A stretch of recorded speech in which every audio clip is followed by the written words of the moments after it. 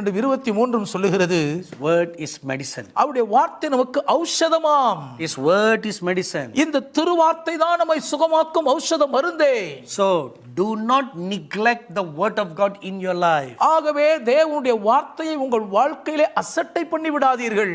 If you partake the word of God daily, regularly, consistently, தினசரி தொடர்ந்து சீராக இந்த தேவனுடைய வார்த்தையை நீங்கள் புசித்துக் கொண்டே வருவீர்கள் என்றால், then every day it is a வந்தார்கள். The Bible says வேதாகமம் சொல்லுகிறது, in Deuteronomy chapter 4 verse 24, உபாகமம் 4ஆம் அதிகாரம் 24ஆம் வசனத்தில், Psalms chapter 50 verse 3, 50ஆம் சங்கீதத்தின் 3ஆம் வசனத்தில், and Hebrews 12:29, எபிரேயர் 12:29ஆம் வசனத்திலும், that God is a consuming fire. தேவன் பட்சிக்கிற அக்கினியாய் இருக்கிறார். That's how he came down on Mount Sinai. அந்த பிரகாரமாகத்தான் அவர் சீனாய் மலையின் மேல் இறங்கி வந்தார். A consuming fire. பட்சிக்கிற அக்கினியாய் இறங்கி வந்தார். So much so that the top of Mount Sinai became blackened. Sinai மலை உச்சியே கருகருத்து போகக்கூடிய அளவுக்கு பக்கினியாய் பற்றி எரிந்தார். 4,000 to 6,000 years later, 4000 6000 ஆண்டுகள் கடந்த பின்னர், even if now you go to Mount Sinai in Egypt, எகிப்தில் இருக்கும் சீனாய் மலைக்கு நீங்கள் உச்சிக்கு இப்பொழுது போனால் கூட, you'll find the blackened stones on top of Mount Sinai. Sinai மலை உச்சியிலே தீப்பற்றி எரிந்து கரிபிடித்து இருக்கக்கூடிய கல்லுகளை நீங்கள் பார்க்க முடியும். It's a testament that the kingdom of heaven came down on Mount Sinai. தேவனுடைய பரலோக ராஜ்யம் சீனாய் மலை மேல் இறங்கி வந்ததற்கான ஆதார சான்று அதுதான். And when he came down, அவர் இறங்கி வந்தபோது, among the many words, அவர் பேசின அநேக வார்த்தைகளுக்குள்ளே, among the many words that he spoke to the children of Israel, இஸ்ரவேல் புத்திரரோடு அவர் பேசின அநேக திரளான வார்த்தைகளுக்குள்ளே, he said this அவர் இதை சொன்னார். in Exodus 15:26. யாத்ராகமம் 15:26, I am the Lord who heals you. நானே உங்கள் பரிகாரியாகிய கர்த்தர். I am the God who heals you. உங்களை குணமாக்கும் உங்கள் பரிகாரியாகிய கர்த்தர் நானே. Very first words. முதல் வார்த்தைகளே அதுதான். Because he knows what is our important need. நம்முடைய அதிமுக்கிய தேவை என்னதென்பதை அவர் நன்கு அறிந்திருக்கிறார். Besides food and clothes, அடிப்படை உணவு உடை தேவையை தவிர்த்து, we are constantly plagued by sicknesses and diseases. தொடர்ந்து பலதரப்பட்ட வியாதிகளும் நோய்களும் தொடர்வாதைகளாய் நம்மை வாதித்துக் கொண்டே இருக்கின்றன. Which is the after result of sin. பாவத்தின் பின் விளைவுகளாய் இருக்கக்கூடியவைகளே இவைகள். So more than all these effects of sorrows of sin, ஆகவே பாவத்தினால் ஏற்படக்கூடிய இந்த துயரத்தின் பாதிப்புகள் எல்லாவற்றை விட, God saw the children of Israel இஸ்ரவேல் புத்திரரை தேவன் பார்க்கிறார். plagued by sicknesses and diseases. வியாதிகளினால் நோய்களினால் அவர்கள் பாதிக்கப்படுகிற உக்கிரத்தை பார்த்தார். First promise to them, ஆகவே அவர் அவர்களுக்கு கொடுத்த முதல் வாக்குரையே, I am the Lord God who heals you. நானே உங்களை குணமாக்கும் உங்கள் பரிகாரியாகிய கர்த்தர். And that is the promise he is giving to you right now. இப்பொழுதும் அதே வாக்கை தான் உங்களுக்கும் அவர் கொடுக்கிறார். That entire sentence can be summarized in just 2 words. அந்த ஒட்டுமொத்த வாக்கிய சூளுரையையும் 2 வார்த்தைக்குள் வரையறுத்து விட முடியும். And that 2 words is the name of the Lord God. அந்த 2 வார்த்தைகள் கர்த்தராகிய தேவனுடைய திருநாமமே ஆகும். Jehovah Rapha. Jehovah Rapha. I am the Lord God. நானே உங்கள் தேவனாகிய கர்த்தர். I am Jehovah நான் யெகோவா, that heals you. உங்களை குணமாக்குகிறவர். Rapha. Rapha. Jehovah Rapha. Jehovah Rapha. When you meditate that name, அந்த நாமத்தை தியானிக்கும் போதே, I share a secret with you right now. ஒரு ரகசியத்தை உங்களோடு இப்பொழுது நான் பகிரட்டும். Meditating the name Jehovah Rapha Jehovah Rapha என்ற திருநாமத்தை தியானிக்கும் போது is like partaking the Lord's Supper. அது கர்த்தருடைய திருவிருந்தில் பந்தியில் அமர்வது போன்றது. Because the Bible says ஏனென்றால் வேதம் இப்படி சொல்லுகிறது. in 1 Corinthians chapter 11, 1 கொரிந்தியர் 11ஆம் அதிகாரத்தில், if you partake the Lord's body and his blood worthily, கர்த்தருடைய திரு சரீரத்தையும் திரு இரத்தத்தையும் பாத்திரவான்களாய் நீங்கள் புசித்து பானம் பண்ணுவீர்கள் ஆனால், you will not suffer premature death. காலத்துக்கு முன்னே அகால மரணம் அடைய மாட்டீர்கள் என்று சொல்லுகிறது. And neither will you be plagued by sicknesses or sorrow. எந்த வியாதியின் வருத்த துக்கத்தினால் நீங்கள் வாதிக்கப்படவும் மாட்டீர்களாம். You will not be weakly. நீங்கள் பலவீனம் அடைவதும் இல்லை. You'll always be in good health. எப்பொழுதும் நல்ல ஆரோக்கிய சுகதேகிகளாய் இருப்பீர்கள். This reminds me of a very important principle found in the book of Exodus. யாத்ராகம புஸ்தகத்திலே காணப்படுகிற அதி முக்கியத்துவம் வாய்ந்த ஒரு கோட்பாடை இது எனக்கு ஞாபகப்படுத்துகிறது. In Exodus chapter 16 we read யாத்ராகமம் 16ஆம் அதிகாரத்தில் படிக்கிறோம். that God rained down manna from heaven for 40 years for the children of Israel to eat. இஸ்ரவேல் புத்திரர்கள் புசிப்பதற்காக 40 ஆண்டுகளுக்கு தேவன் வானத்திலிருந்து அவர்களுக்கு மன்னாவை பொழிய பண்ணினார். In Psalms 104 it is written 104ஆம் சங்கீதத்தில் எழுதப்பட்டிருக்கிறது that this manna is the food angels in heaven eat. இந்த மன்னா பரலோகத்தில் இருக்கும் தேவ தூதர்கள் புசிக்கும் அப்பமாம். What a great blessing man had. எத்தனை பேராசீர்வாத பாக்கியத்தை மனிதன் பெற்றிருந்தான். They ate the very food the angels in heaven eat. பரலோகத்தில் இருக்கும் தேவனுடைய தூதர்கள் புசிக்கிற அதே அப்பத்தை இவர்கள் கீழே புசித்தார்கள். As a result, the Bible says, அதன் விளைவாகத்தான் வேதாகமம் சொல்லுகிறது, throughout the 40 years of their sojourn in the wilderness, வனாந்திரத்தின் ஊடாக அவர்கள் பரதேசிகளாய் பயணித்த 40 ஆண்டு காலம் முழுவதும் none of them were weak. அவர்கள் ஒருவரும் பலவீனப்பட்டதும் இல்லை. None of them were feeble. ஒருவரும் நலிந்தவர்களாய் இருக்கவில்லை. None were sickly. ஒருவரும் நோய்படவும் இல்லை. They all live like in a sense forever and ever. என்றென்றைக்கும் அப்படியே சுக ஆரோக்கியத்தோடு உயிர் வாழ்ந்து கொண்டிருக்கிறது போல் அவர்கள் ஆரோக்கியமாய் இருந்தார்கள். And this is the mystery secret that I'm going to share with you. இதைதான் பரம ரகசிய மறைபொருளாய் உங்களோடு நான் பகிர்ந்து கொள்ள போகிறேன். When you partake the Lord's Supper worthily, பாத்திரர்களாய் கர்த்தருடைய திருப்பந்தியில் நீங்கள் பங்கு பெறும்போது, because that is the condition listed there. ஏனென்றால் அங்கே பட்டியலிடப்பட்டிருக்கும் நிபந்தனை அதுதான். Partake the Lord's Supper worthily. பாத்திரவான்களாய் கர்த்தருடைய திருப்பந்தியிலே புசித்து பானம் பண்ண வேண்டுமா? And with a clean heart. சுத்த இருதயத்தோடும், Without offense. எந்த இடரலற்றவர்களாகவும், Without sin. எந்த பாவமும் இல்லாதவர்களாய், When you receive the Lord's body and the blood, கர்த்தருடைய திரு சரீரத்தையும் திரு ரத்தத்தையும் நீங்கள் பெற்றதை புசித்து பானம் பண்ணுகையில், in the form of the bread and the grape juice, அப்பம் திராட்சரசம் என்ற வடிவத்தில் நீங்கள் அதை புசித்து பானம் பண்ணுகையில், I tell you another secret. மற்றொரு ரகசியத்தை நான் சொல்லட்டுமா?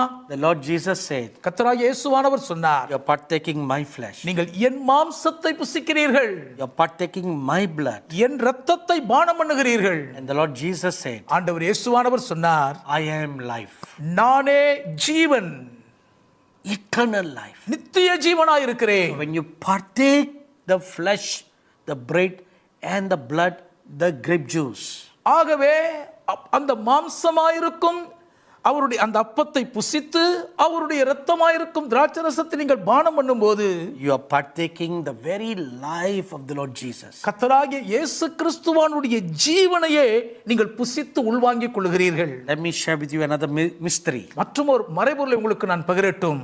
In John chapter 6, the Lord Jesus said, யோவான் 6ஆம் அதிகாரத்தில் கர்த்தராகிய இயேசுவானவர் சொன்னார், the children of Israel ate the bread of angels. தூதர்களின் அப்பத்தை இஸ்ரவேல் புத்திரர் புசித்தார்கள்.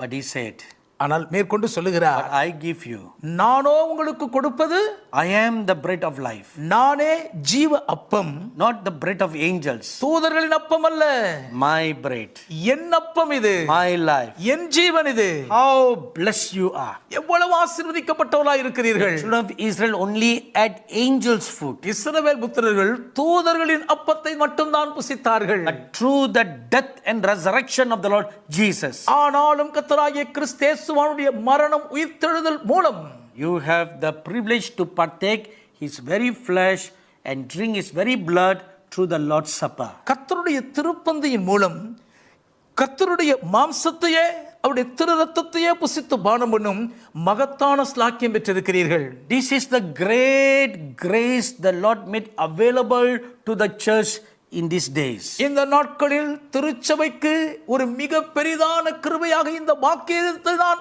கர்த்தர் அருள் புரிந்திருக்கிறார். Shall I share with you another secret? இன்னும் ஒரு ரகசியத்தை நான் உங்களோடு பகிரலாமா?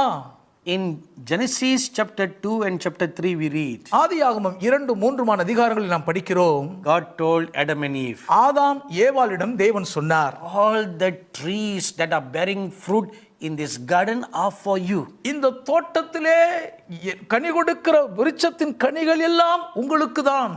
And there was this tree of life. அங்கே இந்த ஜீவ விருட்சம் இருந்தது.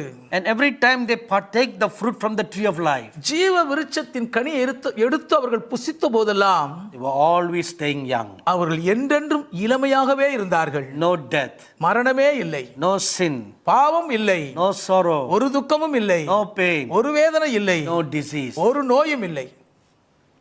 In the same manner, அதுபோலவே தான் in Christ Jesus, Kristu இயேசுவுக்குள்ளாக when you come into his holy presence, அவருடைய பரிசுத்த சந்நிதிக்குள் நீங்கள் வரும்போது, when you meditate the word of God, தேவனுடைய திருவார்த்தை நீங்கள் தியானிக்கும் போது, this is the secret. இதுதாங்க ரகசியமே. You are partaking the fruit from the tree of life. ஜீவ விருட்சத்தின் கனியை எடுத்து நீங்கள் புசிக்கிறீர்கள். When you kneel down and you become immersed in the presence of the Lord Jesus, முழங்கால் படியிட்டு கர்த்தராகிய இயேசு கிறிஸ்துவின் பிரசன்னத்தை நீங்கள் மெய்மறந்து மூழ்கி இருக்கையில், it's like a branch being yoked on a tree.